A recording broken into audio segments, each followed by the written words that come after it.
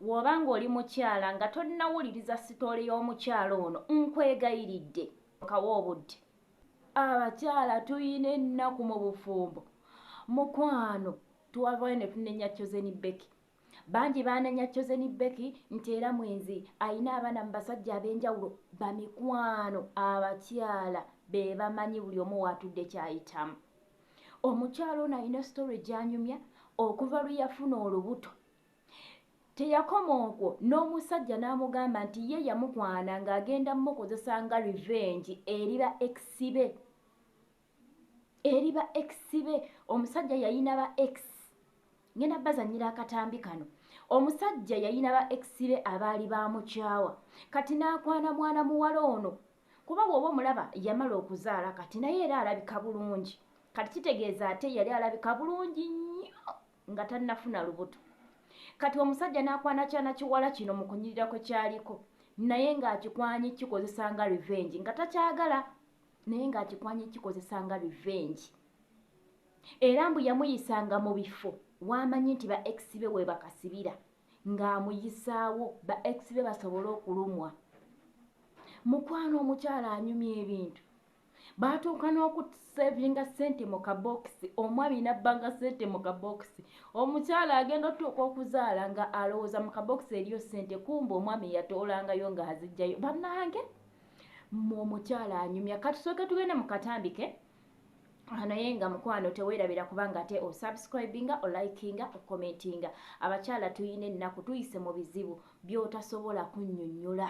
Bw'olaba mukyala munno ng'alemeddwa obufumbo bambi toyogera bingi. Toyogera bingi kuba bw'oba tonnatuukayo tomanyi kiriyo. Kyova olaba nti omukyala bw'ayingira mu bufumbo bw'obusoose ebiseera ebisinga bw'ayisibwa obubi taddayo kufumbirwa basinga omazaazi bangi. Bangi era tugenda kubeera bangi kubanga bannange imagine nga gwe gusoose okuyingira mu bufumbo n'okinyuzibwa mu ngeri bweti.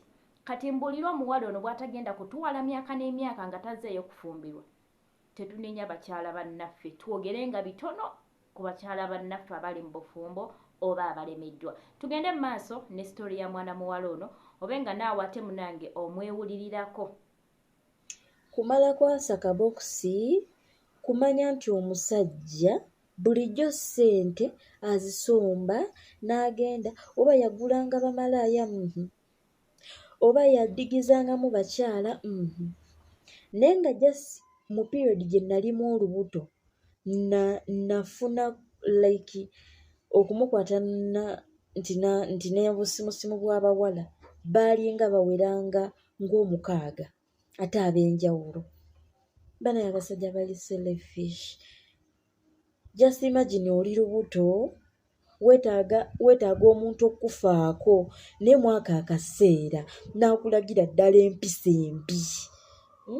Nze banaye omusajja yandaga omutima. Waliwo omuwala no mbitegedde luvannyuma nnyo nga nzadde n'omwana kuba yamukubira essimu nga ndi wano. Muwala yajjangawo awo ewaffe n'ampitako wadde n'okumbuuza kata nninnyenga kata mbuuke.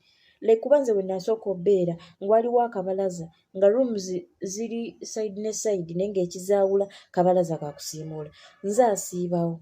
Naye ng'omuwala wayinza oyita waliwo omuvubuka gw'agenda ng'olaba naye ng'abula kumpita ku mutwe nga tasobola na kuŋŋamba gyebaleko wadde tekivangako mu kamwa ke. Naye nze buli omu alina embeera ze buli omu alina empisa ze nga sikifaako.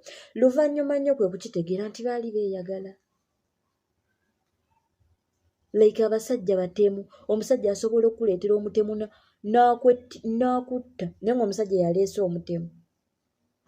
Teebereza omusajja n'akwana ku mulirwano naye ng'oli lubuto. Nze otulange lwaliko ebizibu bingi nnyo. Banziba engatto, banziba obuwale bw'omunda. Abo nga bandoga kuzunga, abamu bandoganga biki simanyi. Naye ng'omusajja wange ebyo yabireetanga. Ovanga ku musajja akwana abakazi nga bakumanyi. Like basobola okukola ekintu naye nga ggwe tobamanyi. Nga bakumanyi. Kuba teri mukazi asobola kwagala ng'akimanyi mwagala omusajja y'omu. Teri. Era asobola okukola ekintu kyonna. Jjukira ku lubuto. Oba tolina bwetaasirizo. neera nasurvivinga saafa wadde nayita mu bingi naye wendi naye abasajja bwe bufumbo bwange obusoose naye byenjizeeko byendabyeko omukwano binsinga n'obukulu. Bannaye abasajja tebeesigwa, nze bba wange nali nsobola omuteerawo omukono. Nze nkitegeera kati. Omanyi omuntu wayogerayogera ennyo mu muzungu agamba the devil is in details. Omuntu wayogerayogera ennyo mulimu byakola ki? Byeroopako.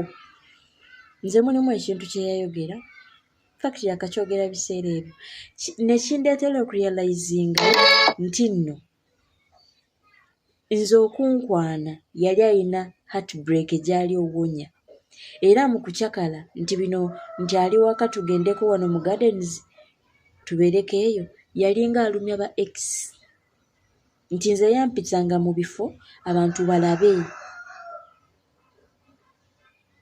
nti kulumya ba ex be kwa mulimu statement gye yakola nandaga nti twali wano nga ex we waali.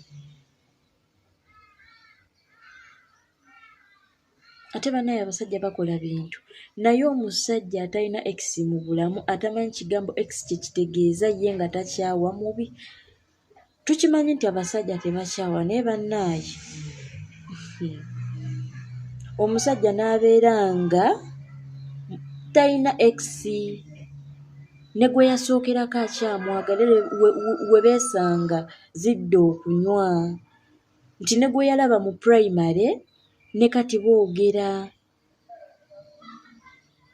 nga ye talina ex gwakuwasa n'akuteekawo ewaka nga gw'oba olina ekizibu ky'omalayo mu ttumbi naye ng'emisana ne bannaaye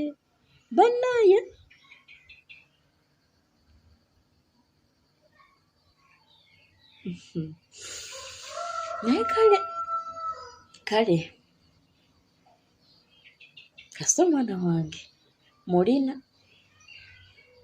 bingi binsaze nefiriza bingi tandika omukyalo oyo nga bw'okalabye. Amazima abakyala tuyina ebintu bye tuyiseemu mukwano. Olwaleero nga watudde n'ofunayo single mother omu n'abaako ebintu byakutottolera okuva luyava mu bufumbo okutuuka kati waali n'engeri gy'atobyemu n'abaana. Abakyala abatannazaala oyinza okutya okuzaala, abatannafumbirwa oyinza okutya okufumbirwa. Bannange abakyala balina ennaku, tuyina ennaku kuba nange ndi mukyala. Kyova olaba nze sikyanenya muntu ng'alemereddwa obufumbo. Yamanye ekyamugjayo. Bannange abakyala be tulabako be batono abavaayo ne babaako bye boogera nga bawulira tebakyasobola kukigumiikiriza. Ate mulimu omuntu nga ye buli lwayogera ku kintu ekyo n'akifulumya nga atowolokoka. Tetuganye n'abasajja balina ennaku gye bayitamu naye ate abasajja be bakyasinze okuyisa abakyala mu nnaku. Abasajja batono gw'osanga ng'akugamba nawasa naye omukyala yanfuukira ekizibu era oluusi ne badduka ne bava n'ewaka.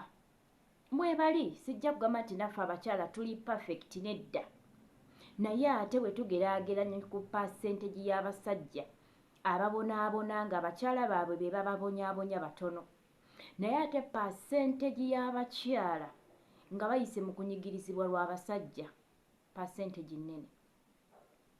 Okimanyi eri abakyala abamu abafudde nga teyalifudde naye ng'ekimuleetedde okufa baawe oba gwayita taata w'abaana be gwayina ewaka. Omusajja yasobola okuva wano nga muli ku muzigo n'ayagala omuwala ali ku muzigo awo oguddako. Kati teebereza gwe oluusi tomumanyi nako ye akumanyi oyanika engoye ze okola biki. Kati omukyala we yagambye empale ze zaabula simanyi nga tobaazibbanga. Bannange n'omusajja ayenda ku lusebenju kye kimu n'omusajja ayagala mukwano gwo. Bannange omusajja oyo aba mutemu. tukkirize tugaana oyo omusajja aba mutemu kabeera omukyala n'ayagala mukwano gwa bbaawe oba omukyala munnange n'ayagala ku muziga awo omuvubuka apangisizaawo naye abeera mutemu. Tetuganye abasajja munnange bagamba nti musajjalaata oba basajjalaata, naye at least vaako ku mutala ogende ku mutala omulala ofune omuntu atamanyi na mukyala wo. Bingi naye abasajja tubasaba mukyuseeko bannange, mukyuseeko. It's better n'olwawo okuwasa than okuleeta omuntu gw'otayagala nti omuleesemu kwesa nga revenge, just omuleese kubanga okoye okufumba okoye okwoza oleese mashini ye waka ebeere ng'ekwoleza. Twala obudde ng'onoonya omuntu oyo gw'owulirira ddala gw'oyagala ebituufu ku mutima gw'oba owasa. Ate mbabuulire tewali kintu kimenya oba tewali musajja ajooga ng'omusajja ewammwe nga tebamumanyi, nga tajjangako wammwe. Omanyi tumanyi okwefumbiriza abaana ab'obuwala. Ate abawala kati mbabulire tweteekeko value. Tetumala gagenda simanya nga akalenzi kankwanye twetwala ntandika okwoza engoye ne twetwala bannange tweteekeko value. Twetwala kyova olaba oluusi abasajja bano batu disrespecting. Yali agadde kukwanako bukwanyi munnange naawe n'omwisibako. Bannange osobola okumanya omuntu nti ono anjagala kunkozesa. Omuvubuka waba tasobola kujja wammwe n'akukima mu butongole ne babanga ewammwe bamumanyi, manya oyo agenda kukozesa.